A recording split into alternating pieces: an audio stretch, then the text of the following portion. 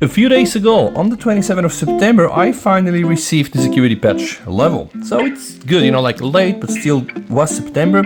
So right now, I'm using the AX-I1 version.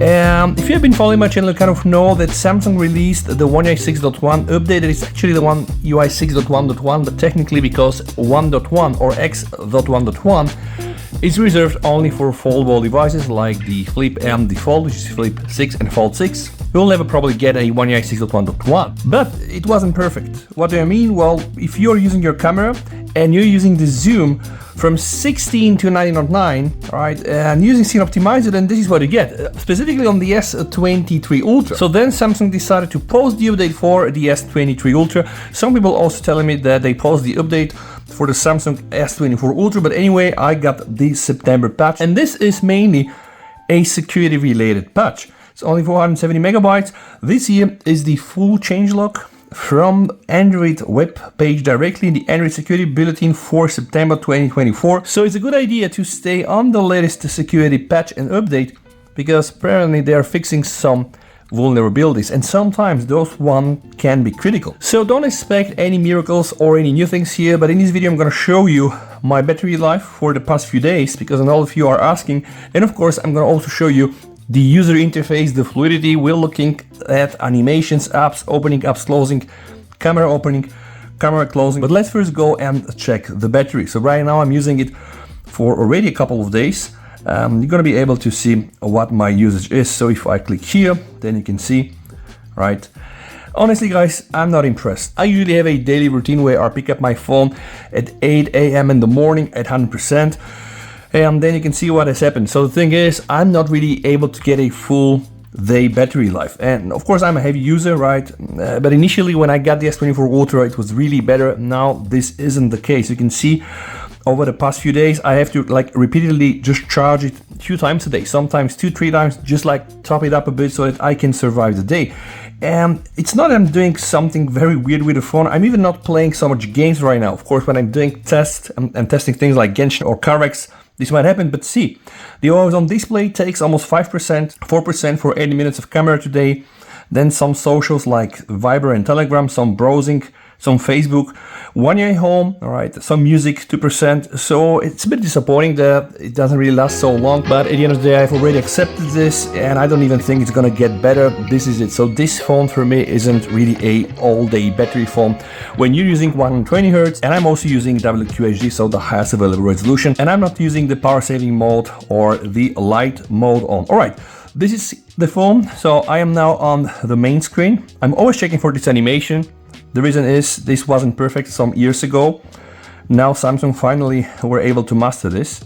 All right, and I will also turn the phone in the landscape mode to check how it performs. All right, see, it is again choppy, guys.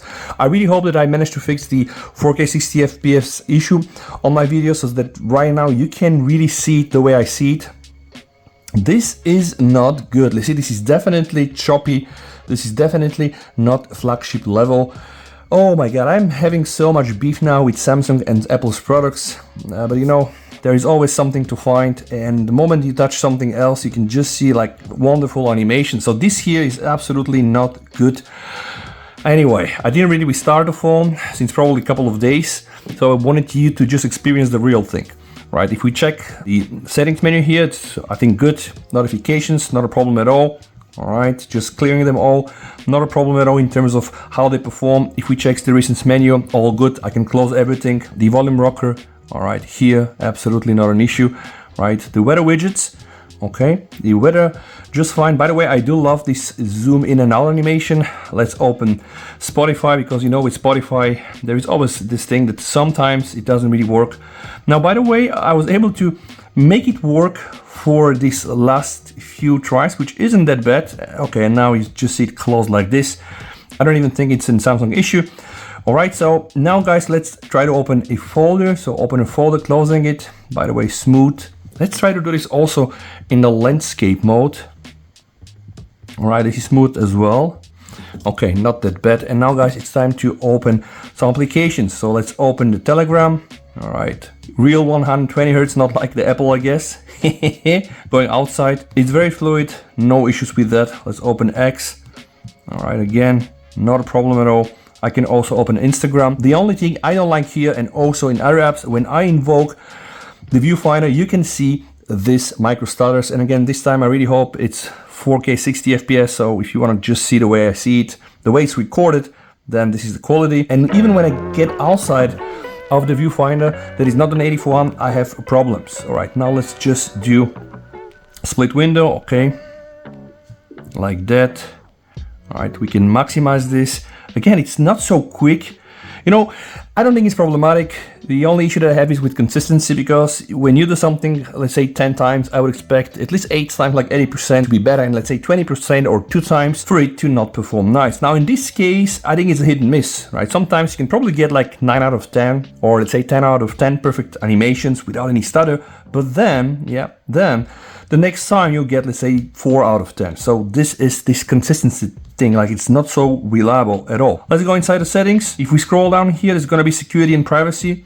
Always go here for updates, all right? Check the security update. This is one way to do it. All right, now you're gonna see the latest one.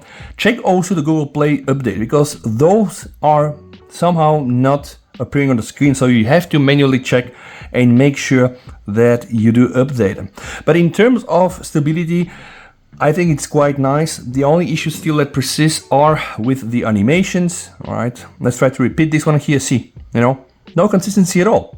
Like sometimes it's okay, and sometimes it feels just like a slideshow, which isn't technically great. Now let's check the Samsung stock applications. You see, it's very responsive. I do really hope that Samsung will introduce One UI 7, that we're gonna finally get like non-linear animations, meaning that I can stop one animation and at the same time, let's say, open another one, and all of them to run in the same time. This will be really awesome. Let's open the camera. All right, photo. So this is the ultra wide. All right. See, by the way, guys, this is sensor shift. It means that the moment you go from the ultra wide to the 1x, you know, the picture really moves around. And this does happen because of where the cameras and the sensors here are positioned. All right. And I don't really like that one. I guess there could be a way to optimize it. So 1, 2, 3, right? 5x, the optical one. All right, see, if I now go to 1x and 3x, okay, and I go now to 5x, you can see, boom, I have to kind of like move my phone around, okay, to just get it in the center. Now go back to 3x. All right, so this is this sensor shifting, but overall the transition, yeah, I mean, it's I've seen worse, to be honest with you, but this isn't the greatest I've seen. So this is in video, 1, 2, ultra wide, 3, we have an optical zoom, and then 5, all right, see? Again, we have this sensor shift. Overall, I guess still a nice improvement from Samsung. We do have all the AI features. We are now eagerly waiting to get the One UI 7. This year has been very different. Last year, for example, in October, we probably already would have had like a stable one, or at least like better 4, 5, 6, whatever. So guys, let me know what you think down below about the battery performance, the battery life, also about the interface, the animations, the apps opening and closing. See you next time.